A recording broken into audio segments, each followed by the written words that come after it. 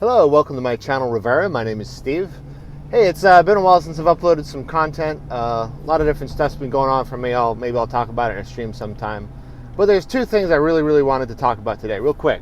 So please stick with me for the second one because I'm going to need some help on that. But first, I've been noticing ever since the inauguration a talking point from the Republicans that's really concerning me.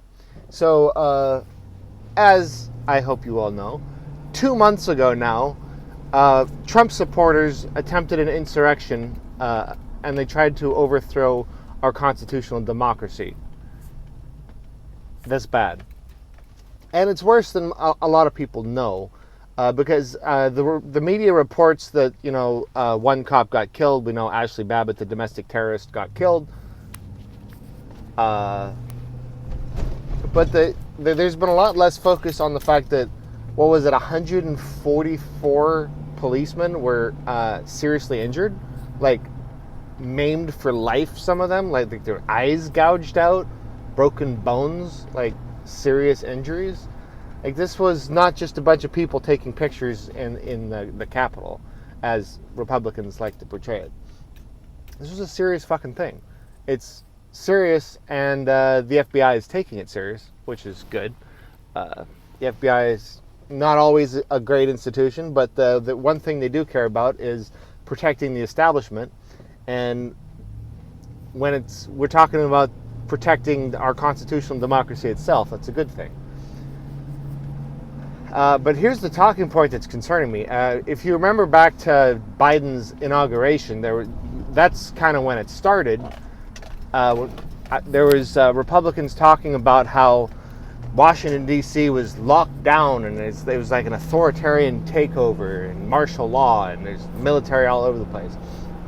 And I was like, hello, like our government was almost overthrown by insurrectionists like 2 fucking weeks ago, and there's still a majority of the GOP that thinks the election was fucking stolen.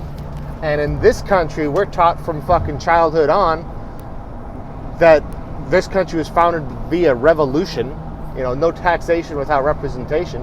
If I thought the election was stolen, I would march on Washington, D.C. The problem isn't that they're doing that when they think it's stolen. The problem is that it wasn't stolen. They're being fucking lied to. But they're getting riled up. And when you have millions of people believing something as stupid as that the election was stolen, it's dangerous. It's a huge security threat. They just proved their willingness to be violent. There's pipe bombs. Like, hello. But this talking point didn't stop with the inauguration. I keep hearing it. Candace Owens, like yesterday or the day before, tweeted about how Washington, D.C. is under like lockdown and martial law. And then I saw Marjorie Taylor Greene getting interviewed by Caitlin Bennett. And she was talking about how the same thing. Now, why would they be doing that? Like, it's patently obvious to every rational person on the goddamn planet why there's extra security in Washington, D.C. Because there was just an insurrection fucking 2 months ago, and those crazies have not gone away. In fact, there's a lot more of them. And there's a lot of them that would love to attack our unjustified government that shouldn't be in power right now. So why do they have a problem with the security? Well, they have a problem with the security because they're sad that the insurrection didn't succeed. I mean, why else would they have a problem with security when we obviously fucking need the security? So every single time you see a Republican complaining about the extra security in D.C., you got to remember that if they ever take power again, democracy in this country is done with. Okay? We can't let Republicans ever take power again. And that's why it's really bothering me that there's still a bunch of leftists who think that every time the Democrats don't do as well as they should, the correct response is to say, we're going to make sure you lose in the midterms. No, because if the Democrats lose, we all lose. Like, I don't know what the fuck you think you're going to do as a leftist under fascism when there's no democracy anymore. This isn't hyperbole. I'm not saying they're going to cancel elections. They're just going to make them irrelevant. They're passing anti-democratic laws to restrict voting access in all the Republican-held states. This is real. They are trying to do this. And the only hope for our democracy is if the Democrats cancel the filibuster and pass some laws to protect voting rights.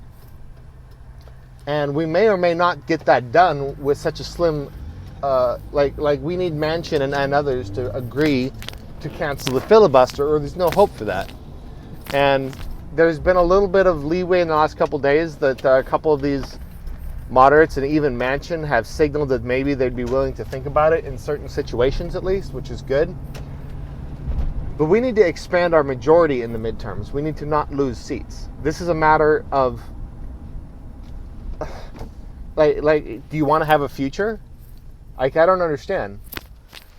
The only chance leftists have is being active in both the primary and the general. If you're mad at Democrats, which you fucking should be, you take that out in the primaries. That's the only way you can hold Democrats to the fire. That's the only way you can actually pressure them. That's how our system is designed. And it works. They don't like getting primary. And the stronger the challenge that primary is, the more pressure they feel. So get active, primary the bad Democrats, make them feel the pain, make them actually run a campaign. They don't want to have to run a campaign.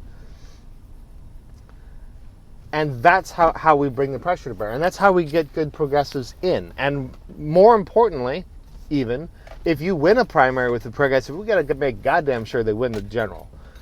Fortunately, we had a couple people win in purple districts that were pretty strong progressives. And that's proving the narrative wrong that you have to be a dino in order to win in a purple district. But we need to keep that up. We need to prove this over and over and over again. So if you're a leftist, you have to be active electorally. You have to be helping Dems win. And yes, if Joe Manchin wins the fucking general, or wins the primary, he's still better than the Republicans. Like, this is a binary choice. We're in the trolley experiment in real life here. And if we're going to avoid our democracy being stolen, we need Democrats in charge, even the shitty ones. So please criticize the Dems in a way that makes it clear that they are the lesser evil, because they are. I'm seeing a lot of people just focusing on hating them, and that's just helping Republicans. It's not helping the left. Anyway, so that's my rant for the day. I want to get back to this. And as part of getting back to this, I'm thinking I might launch a Twitch channel, do a couple shows a week. And I would like to, this is the second thing I hope a few of you stuck around for. I would like to get somebody who's good at video editing that I can pay to do some editing for me, release some clips, kind of like release clips of the content from streams for YouTube and other places, and make teaser content and intros and stuff like that. And obviously it's a small channel. I'm not going to do any of the bullshit, percentage of future proceeds type thing, because I know there's a lot of people who just need cash now. And fortunately, I'm in a position where I can provide cash now. So I'm just straight up paying. So what I'm asking for you, if you know video editing and production well, you can contact me. I have methods of contact in my about, etc. If you don't, but a small content creator that's maybe, trying to get to doing it full time, they just need a little extra cash. I can pay $200 to $500 a month for the kind of work that I'm looking for. So I can help some people get a little cash flow going and get a little bit more independent. So if you know a little content creator like that does some great video editing, let them know and have them contact me. So they can, if they follow me on Twitter, you can direct message me. And I have an email in the about. So get with me, let me know.